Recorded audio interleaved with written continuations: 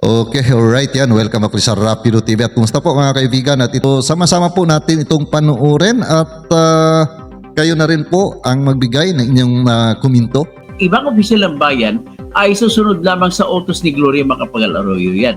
So, para ngayon, gaganda yung pagbebenta o pagsasangla ng lupa at maraming bibili, kailangan siyempre ni Roberto Cruz na endorsement ng malalaking mga tao kagaya ni Lito Lapid. So, kapalit ng endorso, uulitin ko lang, binigyan siya ng lote.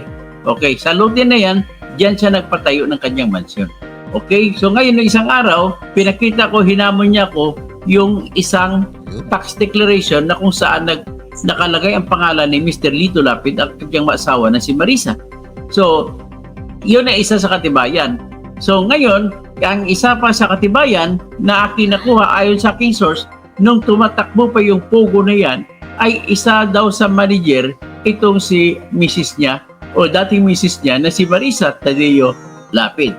So kung ano man, hinihingi kung totoo man yun o hindi, nasa kay Lito Lapid niya pag-deny. Pero ayon sa aking source ay talagang pinag-uusapan na manager sa Pugo ito si Mrs. Marisa Lapid. So ngayon, ang pag-usapan naman natin sa ngayon ay itong litrato na binigay sa akin na kung saan ay makikita mo na dikit na dikit, close na close as in BFF si Mayor Jing Capel ng Purak, Pampanga at saka yung boss ng Purak, Pugo na si ang pangalan niya Cassandra Cathy Ong. So ito pong litrato, tingnan ninyo. Gusto ko makita ninyo yung litrato para sasabihin nyo hindi ako nagmamarites. Oh, yan. O, tingnan nyo yung litrato mabuti. Yan ang litrato po. Ang nakaputi, nakita ninyo ay si Mayor Jing Capel. Ang babae na naka-jumper ay si Cassandra Cathy Ong. Siya po yung boss ng Pugo ng Purak. O, tapos may iba pa silang kasama dyan. Guess where, kung saan yan? Ito yung nakuha po ng 2021. Ito yung nakuha dito sa Pugo Land kung tawagin. So ngayon, kung yan ang ating pwede natin gamitin to na pruweba na talaga may connection si Lito Lapid. Kasi bakit? Kasi magkakutsaba naman talaga at magkaibigan na matalik din si Jing Capel at saka si Lito Lapid. At matandaan nyo nang magpakita sa Senado si Lito Lapid, kunwari pa sila tanungan kay Jing Capel, pero ano na yun, praktisado na kung anong sasagot. Diba sabi, Jing Capel, Mayor, wala akong lupa dyan? Eh siyempre, yes. Tinuturuan niya si Jing Capel kung ano isasagot. So, yan po ang mga dagdag na pruweba kung bakit masasabi natin talaga si Lito Lapid ay talagang may kinalaman. Hindi pa yan sinasabi kung ano ang meron sa 4 na senador na may connection din doon sa Pugo na yan. So, ngayon, nais ko lang din tirahin itong salita ng palabas na balita ni Mayor Jing Capel na bilang mayor daw ay wala siyang kapangyarihan sa ilalim ng Supreme Court na papasukin at i-raid ang Pugo. Kaya ginamit niya ang desisyon ng Supreme Court sa Lim versus Court of Appeals at Pilapis versus People. Pero ang pagkakamali ni Jing Capel ay hindi ito nag-a-apply, hindi nagagamit ito sa kanyang kaso. Kasi ang kaso niya, tinatanong lamang siya, sinasabi niya na walang mga business permits itong mga Pugo na to o mga negosyo dyan sa Pugo. So ngayon, pag walang business permit, unang gagawin ng mayor ay hindi niya sa totoo lang, hindi niya na kailangan inspeksyonin. Bakit mo kailangan inspeksyonin kung walang permit? Ang pwede mo lang ma-inspection ay yung mag-permit. Nag-apply ng permit at binigyan nyo ng business permit. Kaya may karapatan kayo mag-inspection. Pero yung hindi pa na-renew ng 2024 ay hindi nyo pwede pasukin niya. Kundi may karapatan lamang kayo, Mayor, na isara. Bakit nyo pa kailangan inspeksyonin? Hindi naman nga nag-apply sa inyo ng renewal. Pero kung makita nyo naman sa labas, kahit hindi na makita sa labas, kung tumatakbo negosyo hindi, isara nyo lang. Padlock nyo lang kasi walang negosyo, walang resensya. Ganun lang kasimple. Pero yung kanya, yung katwiran, tinanong siya sa hearing na hindi daw siya makapasok pilit daw nila pinapasok tapos pinigilan sila. So ngayon, binigyan niya ng katwiran kung bakit hindi siya makapasok dahil sa desisyon ng Supreme Court. Pero yung desisyon ng Supreme Court na binabanggit niya ay nagsasabi, bawal ang mayor at ang kanyang pulis na mang-raid. Bakit? Mang-raid bang pagpasok ko doon? Hindi naman Pag-inspection lang kayo kung meron kayong maayos na fire extinguishers, fire systems, kung meron kayong health systems na maayos, kung meron lahat, maayos ba? Hindi naman kayo papasok para mang-akusa ng tao at hindi kayo papasok para mang-aristo. Yun ang bawal. Ang papasok ka mang-aristo at papasok ka magkakaso. Ang sayo lang naman, papasok ka para lamang titingnan kung nasusunod yung mga patakaran patungkol sa kuryente, patungkol sa mga apoy o fire. Siyempre, kailangan may fire extinguishers, kailangan may sprinkler systems kasi malaking building na. At siyempre pa, kailangan kung nakatupad ba sila sa tinatawag sa kalusugan. Kailangan niya at saka titingnan din kung ang lahat ng mga empleyado ninyo ay mayroon pang occupancy, business permit, permit to work or work permit. Kasi bawat bayan, may karapatan po ang bawat bayan na kailangan na i-require ang lahat ng nagtatrabaho sa kanilang bayan o city na kukuha ng work permit sa kanilang bayan. So, pwede yun kasi ang pakay nila, hindi magkulong na tao, hindi mang-aristo. Mayor, huwag ka naman mangangan dyan. Halata naman kayo ni Mayor Lito Lapid na nagkukutsabahan kayo. So, ngayon, isa ka pang dagdag kong ebidensya na kung bakit si Lito Lapid ay talagang in na in sa Pugo, sa Purak, Pampanga, ay ito, pakinggan ninyo yung ilalabas ko rito na broadcast ni Mr. Percy Lapid noong September 22, 2022. Ito ay ilang araw lamang bago siya binaril noong October 3, 2022. So pakinggan ninyo ang sinabi ni Mr. Percy Lapid nung araw pa. Nung araw pa bago siya mamatay. Ito, papakinggan ninyo. No, yan. I-play ko Pakinggan ninyo ano sinabi ni Mr. Percy Lapid laban sa kanyang kamag-anak na kanya ng tinakwil. Giisip mo. Pero ikaw ang chairman ng tinatawag na Games and Amusement Committee sa Senado. Kung di ako nagkakamali, si Lito Lapid yan, mga kaibigan.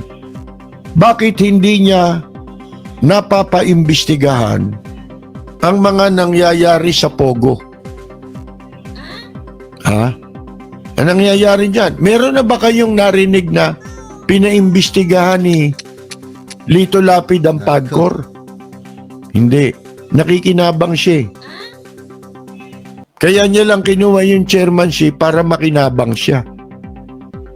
Kaya walang investigasyon. Pogo. Lalo ngayon nakatakot-takot ang krimen. Sipin mo ngayon merong ano ito na aresto. Ito 43 foreigner ang nasagip di umano ayon sa pulis na mga nagtatrabaho sa Angeles City, Pogo, diyan sa Angeles. At ito ay naaresto ang isang inchik. Isang inchik na dahil ikinulong niya itong 43 dayuhan sa loob ng Pogo mismo. Sa Angeles City, malapit sa Angeles. Sa Balibago yata ito.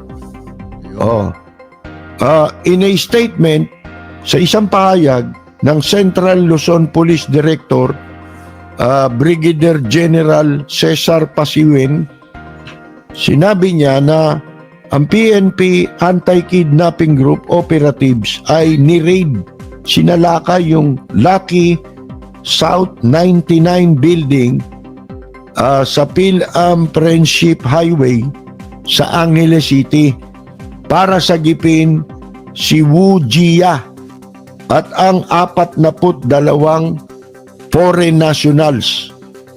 Sabi ni General Pasiwen, ang mga pulis na umaresto dito kay Chen Yi-ben, 33 taong gulang ng Clark Freeport Zone, isang human resource officer para sa Pogo Company.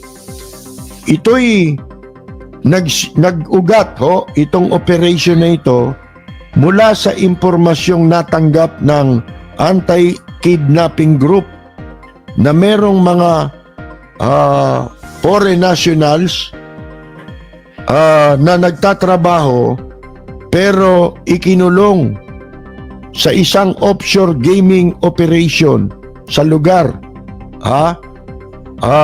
Sabi ni General, hindi pa yan. Ito naman. Talaga itong mga dumayong inchik dito. Dito nila ginagawa yung krimen nila, mga kaibigan.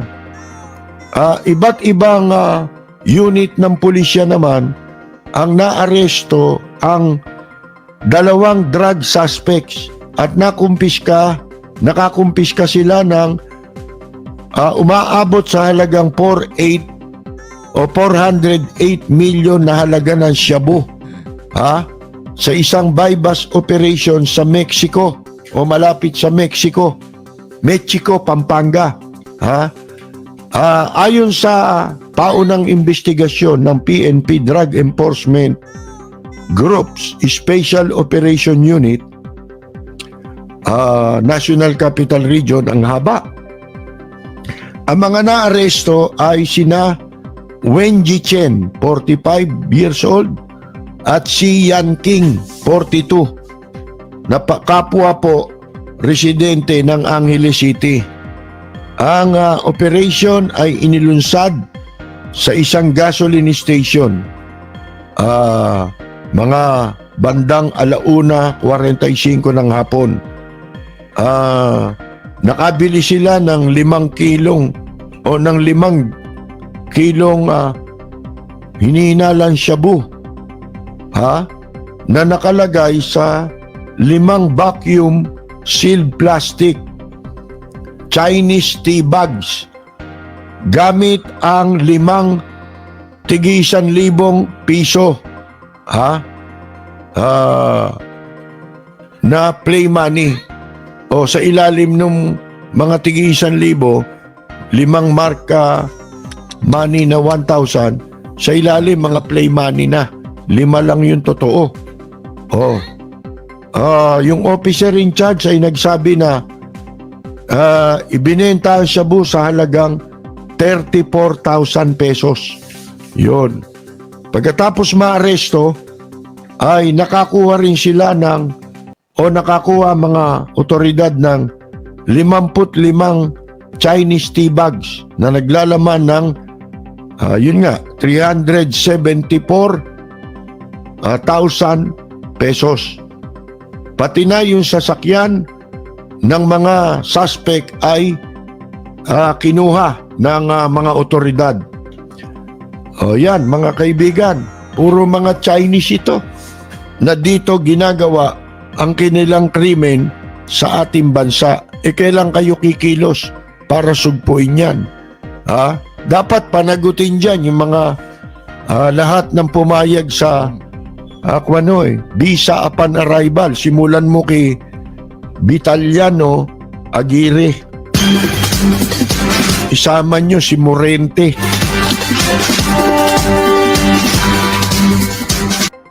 So anyway, yan ang na tinanakay ni Mr. Percy Lapid tungkol sa Pogo. Na si Lito Lapid pala ay hepe o chairman ng Games and Amusement Board na siyang may overseeing power sa mga Pogo sa Pilipinas. Pero at bakit hindi niya nakikilala? So bakit kayo sabihin niya na hindi niya alam? Nung nakarang hearing, sinasabi niya na wala siyang alam na may Pogo pala sa Purak. Bayan sa Purak ay dyan siya pinanganak. Diyan siya nag-aral ng elementary. Diyan siya nag-aral ng high school. Di ba? Diyan siya nag-aral ng elementary sa mababang sa Purak Law School, LOU o LOW, Purak Law School, mababang elementary school, mababang paaralan. So, ngayon, ito naman, ano ba talaga si Lito Lapid? Chairman ka pala ng Games and Amusement Board, tapos hindi mo alam ang Pogo sa Purak. Ano ka naman talaga naman, ay talagang pinagluloko mo talaga Pilipino. So, ayan po, no? Ano po inyong komento po dito mga kaibigan? Komento lang po sa ating comment section at muli po ako yung magpapasalamat sa inyong patuloy na pagsuporta, pagsubaybay dito sa mga ginagawa po ng mga reaction video at sa ating mga kababayan Luzon, Visayas at Mindanao at sa ating mga ka-OFW palagi lamang po tayong mag-iingat. At kung nagustuhan po ninyo ang video na ito, paki-like naman po mga kaibigan at see you po sa next video ko. God bless all of us.